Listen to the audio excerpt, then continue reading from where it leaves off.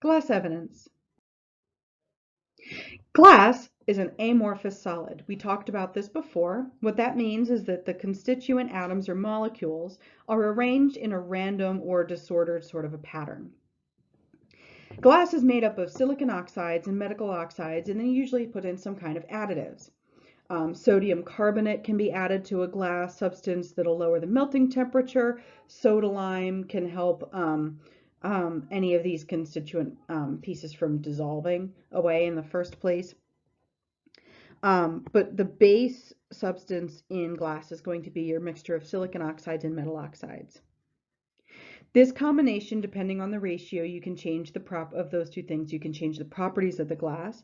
They're going to be melted together at very, very high temperatures and then cooled. This is a very controlled process. If you let it happen by itself without any kind of control, it's going to crystallize and create this regular repeating pattern that's going to make glass not the transparent surface that we're used to thinking about. To make flat glass, what you do is you take that bath of molten hot glass and you pour it over top of a bath of liquid tin. And there's rollers that help keep it going.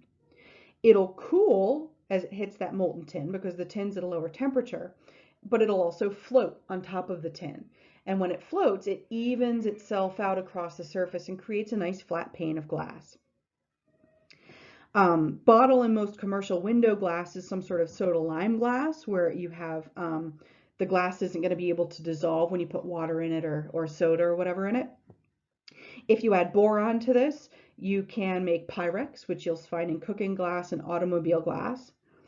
And if you don't put any of these additives in it, but you rapidly heat and cool this mixture in regular cycles a few times, you can end up with what's called tempered glass.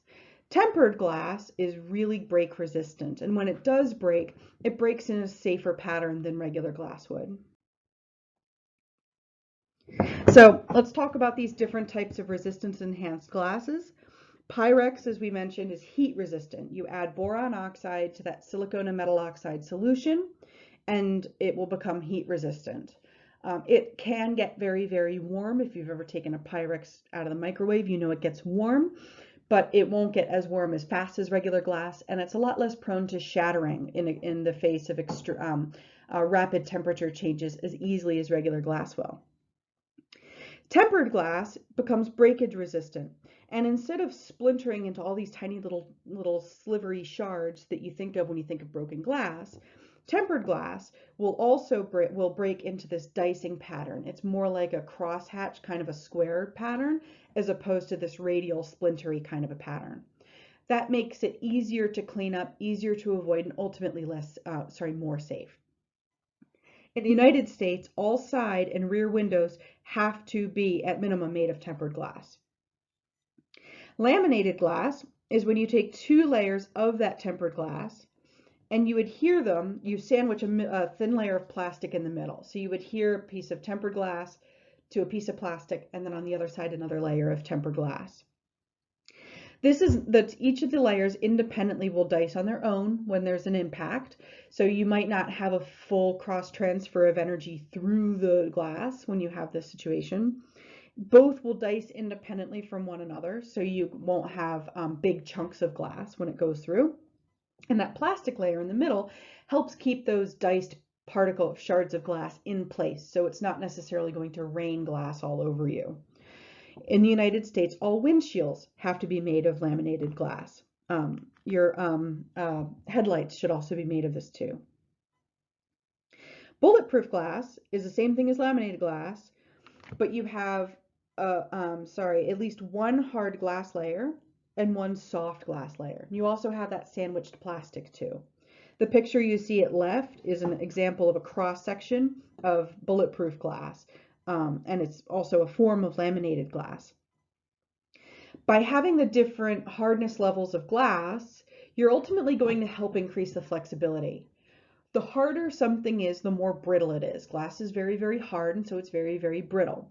If you can make a type of glass that is less hard at a molecular level, you're going to improve its flexibility. So you have a soft layer of glass, you have a thin sheet of basically sticky plastic, and then a regular sheet of hard glass. So when you have something high velocity, like a bullet, going towards the glass, it's a lot harder for that bullet to fully penetrate the glass. The person behind the glass is a lot safer than they would be. You need at least 2 layers, of course, for this to count as bulletproof glass. Oftentimes, when you find bulletproof glass, you'll have several layers in place. A thing to keep in mind with this type of glass, though, is that you have to be very careful that the 2 types of glass, the hard layer and the soft layer, even though they'll have different molecular makeups, their refractive index has to be identical. The pattern or the amount that they bend light has to be the same. Otherwise, the person behind the glass is going to have a very distorted view of what's going on outside of the glass, and that reduces their safety.